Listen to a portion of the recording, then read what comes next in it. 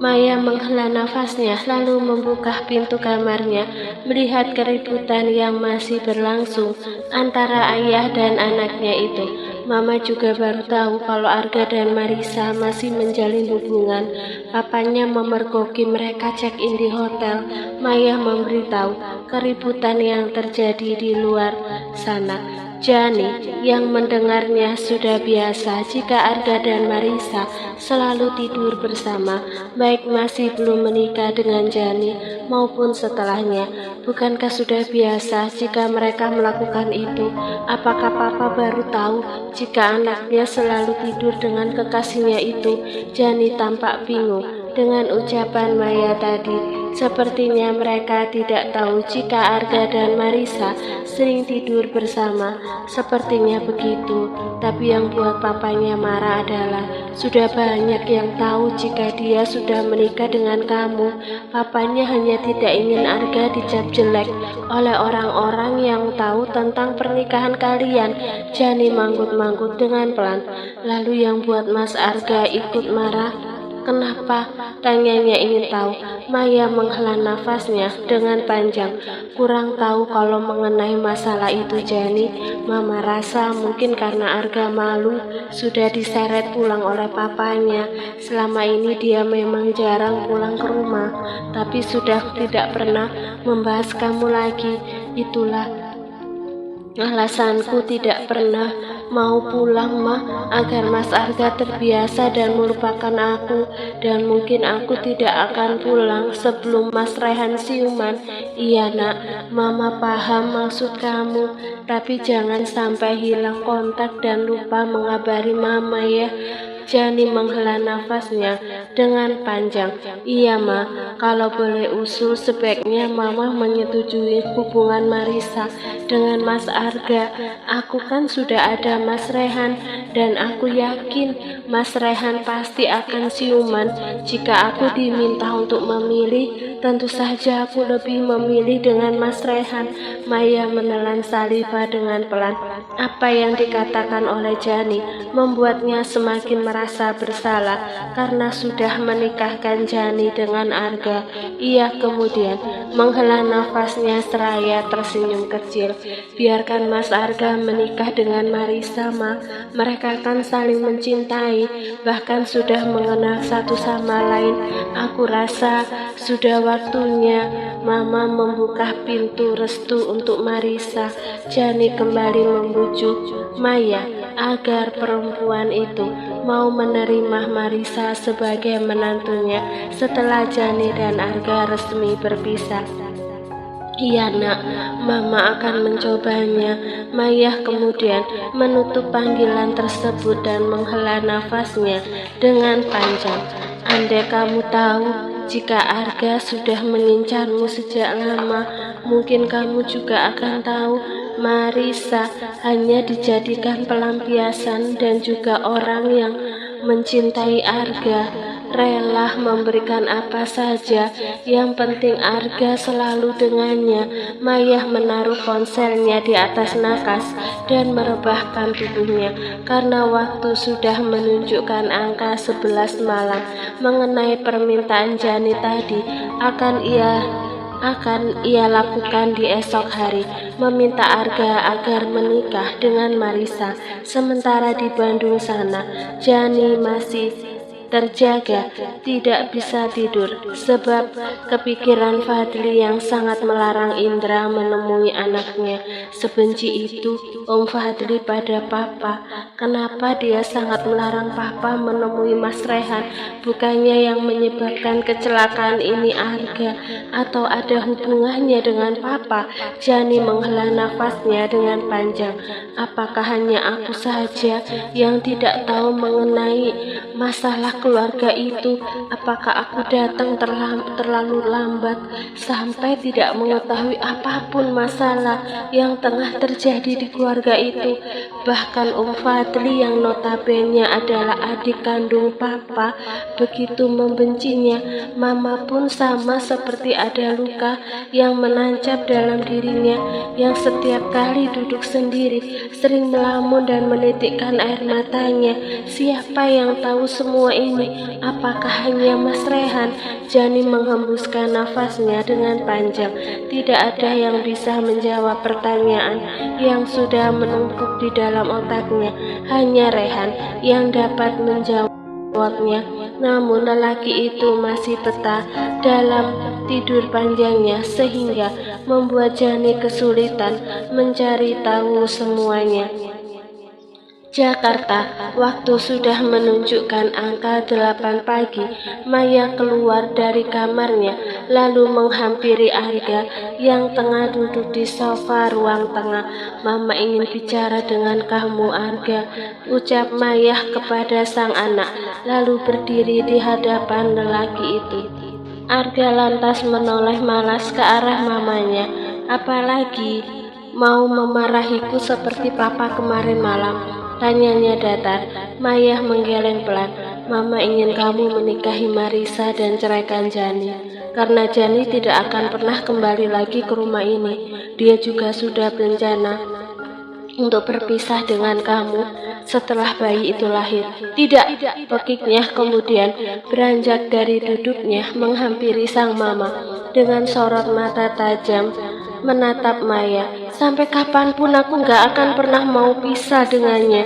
Dia sudah kujadikan istri, sebentar lagi akan memiliki anak. Lalu dengan seenaknya dia ingin berpisah denganku. Karena apa? Karena menunggu Rehan bangkit dari kubur.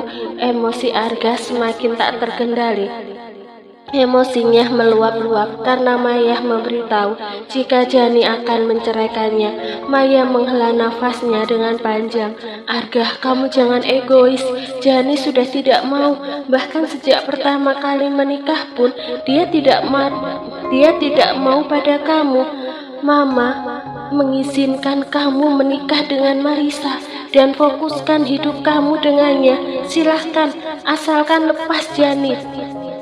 Maya memohon kepada Arga agar mau menuruti keinginannya, yang mana perempuan itu ingin Jani terbebas dari pernikahan tanpa ada perasaan di dalamnya. Tidak, Ma, sampai Mama nangis darah pun aku gak akan pernah menceraikannya. Aku akan menemukan Jani dimanapun dia berada.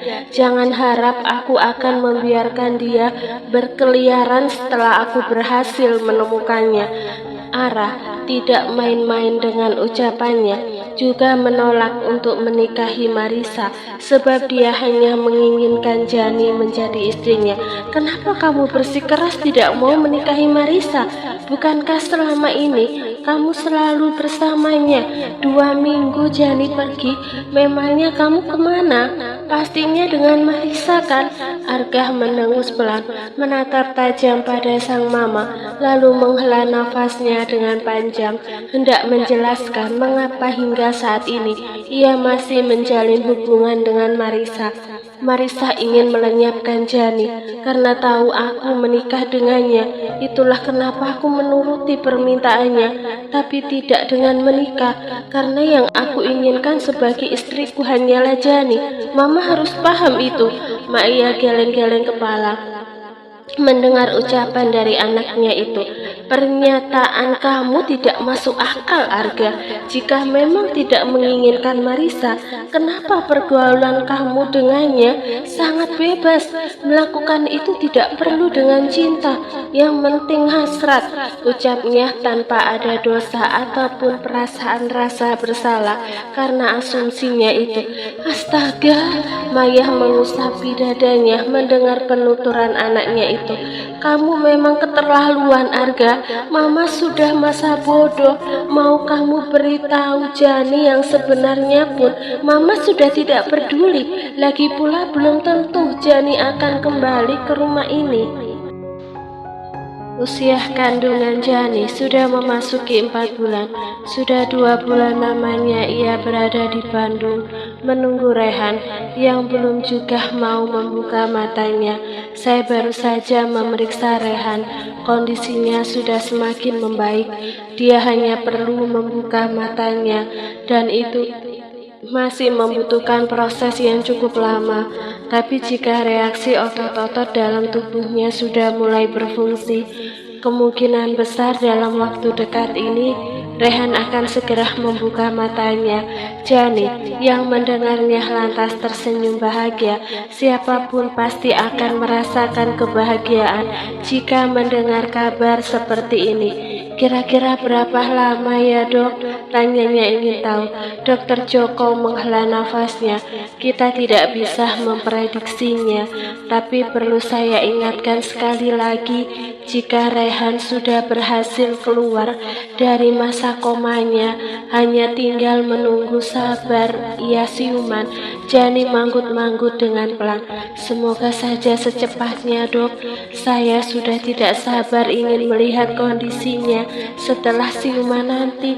Tapi kemungkinan dia mengalami amnesia. Apakah ada rasa sedikit khawatir juga dalam diri Jani jika lelaki itu tak mengenalinya nanti.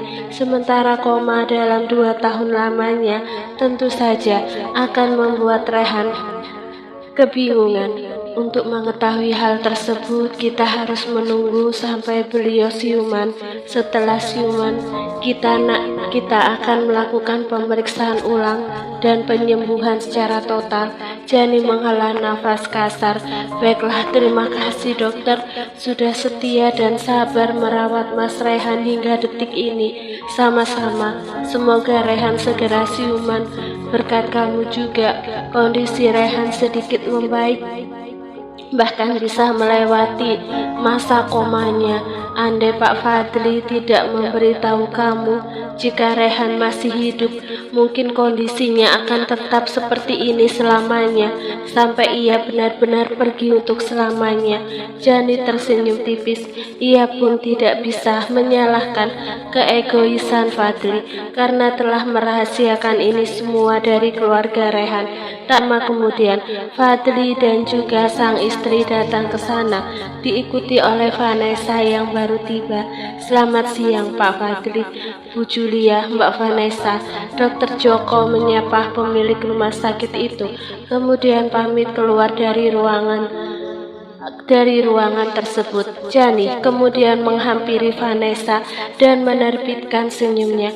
Kata dokter Joko, Mas Rehan sudah melewati masa komanya.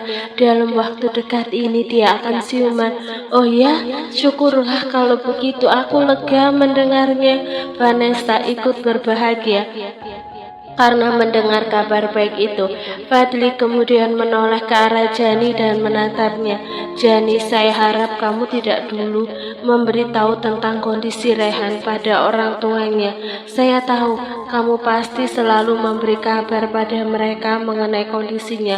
Maka dari itu saya memperingati kamu sekarang juga. Jani menganggukkan kepalanya dengan pelan. Iya Om, aku tidak akan memberitahu mereka dulu. Jika nanti Mas Rehan sudah siuman. Fadli tak merespon apapun lagi. Matanya kembali menatap Rehan yang masih terbaring di atas bangsal itu. Ia kemudian menghela nafas kasar dan mengusap wajahnya dengan pelan. Kemungkinan besar setelah Rehan kembali akan ada perselisihan lagi dalam keluarga itu.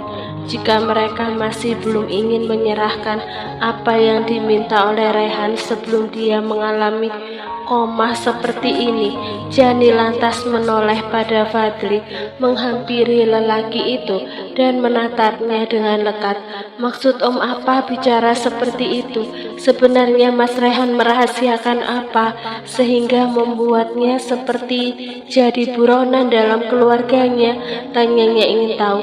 Fadli hanya menelan salivanya, tak menjawab apapun kecuali menatap Jani yang tampaknya ingin sekali tahu apa yang sebenarnya terjadi. Rehan berjanji akan memberitahu semuanya pada kamu setelah pulang dari kantor polisi, tapi sayangnya niat Rehan diganggu oleh Arga. Dia harus mengalami kecelakaan yang disebabkan oleh Arga 2 tahun yang lalu. Itulah alasan kenapa saya sangat marah pada kamu karena telah menikah dengan Arga. Tapi setelah saya mendengar penjelasan dari Maya, saya baru paham. Jani mengerutkan keningnya. mendengar ucapan dari Fadli yang menggantung. Tidak ada kejelasan mengapa Maya menikahkan dia dengan Arga, atau mungkin karena Mama ingin punya cucu. Semuanya tahu kalau Mas Rehan tidak bisa punya anak kecuali aku. Aku yang baru tahu itu pun dari Tirta. Jani berasumsi. Fadli menghela nafas kasar.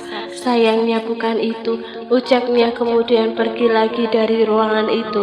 Jani yang mendengarnya hanya bisa menghela nafas pelan. Tidak ada satupun orang yang mau memberitahu tentang semua yang tidak ia ketahui. Ingin Rahan saja yang menceritakan semuanya. Vanessa, kamu tahu hal yang lainnya? Tanya Jani kepada Vanessa. Yang belum aku ketahui, sambungnya kemudian. Vanessa menggeleng pelan. Tidak tahu Jani, mungkin hanya Rehan dan Papa yang tahu. Kamu yang sabar, semoga setelah Rehan siuman, kamu bisa mengetahui semua yang belum kamu ketahui. Jani tersenyum tipis, kemudian menganggukkan kepalanya. Amin. Waktu sudah menunjuk angka 11 malam. Di Jakarta, Arga dan Marisa masih betah bergumul di atas ranjang, menikmati setiap yang dilakukan oleh Arga yang tengah mabuk parah. Pelan-pelan sayang, jerit Marisa kala lelaki itu mendorong dengan brutal. Marisa menggigit bibir bawahnya, menahan pergerakan yang semakin malam semakin menjadi. Tubuh keduanya sama-sama karena sengaja meminum obat. Sama-sama gila, bahkan sudah hampir 2 jam lamanya mereka bergumul riang. Belum ada yang mengalah atau mungkin tidak akan ada yang mengalah sampai esok tiba. Namun dering ponsel Marisa berdering membuat Arga mengerang kesal. Ia kemudian mencabut dan melihat siapa yang sudah menghubungi kekasihnya itu. Mama kamu telepon, ucapnya dengan suara paraunya. Marisa kemudian mengambil ponsel tersebut dan menerima panggilan dari sang mama. Sementara Arga terus menciumi. Dikala perempuan itu berbincang dengan mamanya. Sabar dong sayang, aku kan lagi angkat telepon dari mama dulu. Marisa menaruh ponselnya di atas nakas. Ini semua gara-gara kamu memasukkan obat sialan itu di minumanku, ucapnya dengan suara seraknya. Marisa lantas mengatup dagu lelaki itu dan tersenyum manis. Karena aku tahu kamu sedang menginginkanku. Arga menatap dengan mata redup yang hampir pingsan.